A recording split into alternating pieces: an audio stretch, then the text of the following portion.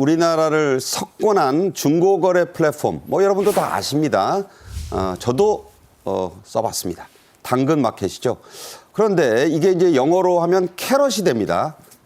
이것이 캐나다로 진출해서도 인기를 지금 끌고 있다고 하네요. 한 주부의 이용 후기 직접 들어보겠습니다. Hi, I'm Julie, a mom to 5 young kids. There are so many things that kids need, and they grow out of everything so quickly. So I started selling and giving away our unused baby items on the app called Carrot. All you need to do is take a few pictures and make a post, which is actually very easy. It took less than 30 seconds to make my first listing. And the best thing is that there are no fees or commissions for selling your items on Carrot. 뭐 영어로 제목을 바꾸고 영어로 말해서 그렇지 우리나라 사람들도 다 아는 방식이에요. 사진 찍어 올리면 된다. 저도 몇 번 써봤습니다. 자, 당근마켓 언제 캐나다로 간 거죠? 저희가 방송하다 당근하는 알람이 떠가지고 한번 놀란 적이 있는데요. 지금 실질적으로 지금 그 당근이 영어로 캐럿 아닙니까? 근데 캐럿은 일반 명사니까 그것을 K로 해서 캐럿 이렇게 해서 하는데 원래는 C죠. 그렇죠. 하는데 상당히 쉽게 다가갈 수 있는 것 같은데요.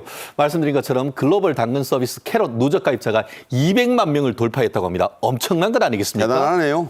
결국 캐나다에서 토종 것을 넘어서 지금 우리나라가 이렇게 된 것은 마치 일본에서 일본 토종 어떤 메신저를 넘어서고 우리나라 라인이 아주 지배적인 어떤 입증을 했는 그런 사례가 비슷한 것 같은데 실제로 공짜다.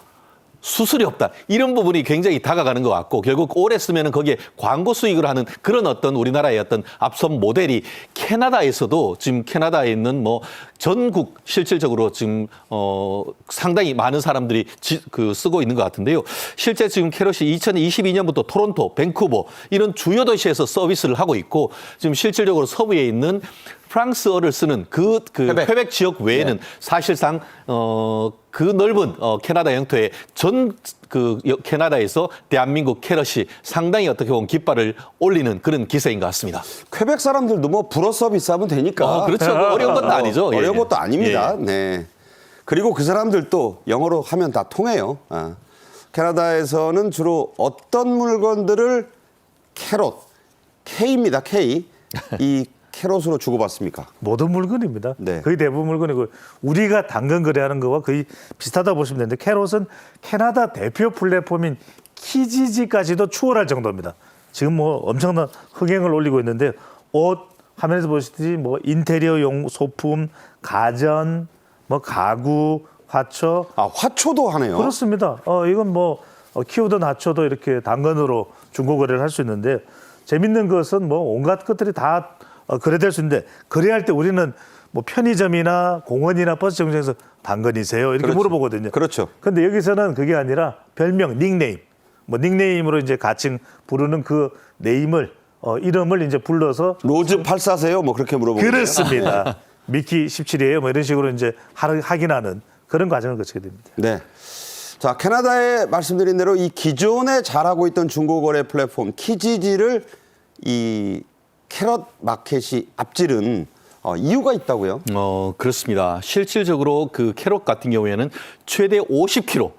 어떻게 보면은 서울 시내에서 파주 뭐 이렇게 근데 한번 왔다 갔다 하면 너무 멀잖아요. 그렇죠. 그런데 지금 한국역이 같은 경우에는 10km, 실질적으로 서울 같은 경우에는 한 3km밖에 안 되거든요. 그만큼 같은 지역 내에 같은 커뮤니티에 있는 사람들끼리의 어떤 거래를 촉진하는 그런 측면이 있는데 실제로 이 부분 같은 경우에는 거래 자체도 중요하지만 우리가 나눔이 있지 않습니까? 네. 나눠가지고 내가 안 쓰는 것을 나누고 문거리 거래라고 해서 문거리에 걸어놓으면 가지고 오는 그런 거래를 해서 네. 그런데 실질적으로 이웃과의 대면 거래를 통해서 서로 상호 교류가 되니까 단순한 어떤 매매, 증여 이런 것을 넘어서 사람들끼리의 어떤 지역 사회의 어떤 통합 그런 부분을 촉진한다는 점에서 상당히 어떤 거래를 넘어서는 지역을 통합하는 효과가 있다 보니까 이런 부분에 대해서 캐나다 사람들이 상당히 공감한다 이런 후문이 들려오는 것 같습니다. 네.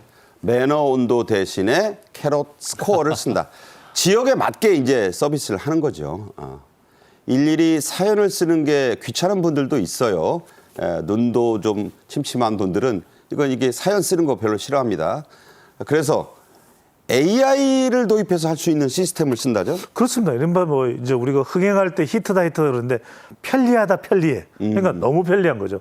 왜냐하면 이렇게 캐럿을 통해서 물건을 올릴 때 사실 이게 설명하는 글 올리는 것도 상당히 힘들거든요. 좀 귀찮기도 하고 뭐 또 어떤 글을 올려야지. 근데 이것마저도 AI 포스팅 기능이 있습니다. 그러니까 네. 설명하는 설명하는 글 자체를 그대로 AI가 알아서 판매 글을 작성해 줍니다. 그러니까 말로도 하면 이게 작성해 주는군요. 그러니까요. 사용자 편의가 극대화되다 보니 이용자들의 평가도 점점 더 좋은 평가가 올라가게 되고 그러다 보니까 거래가 증가되는 상황이 되고 있습니다. 네.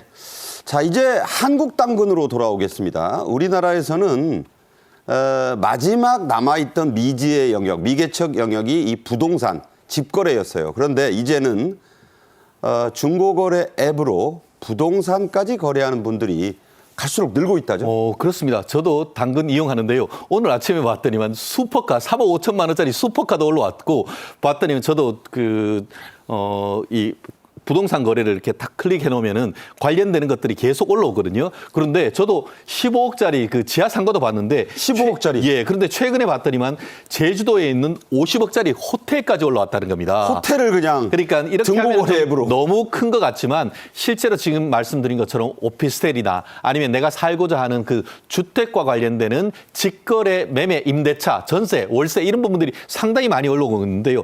얼마나 많이 되느냐.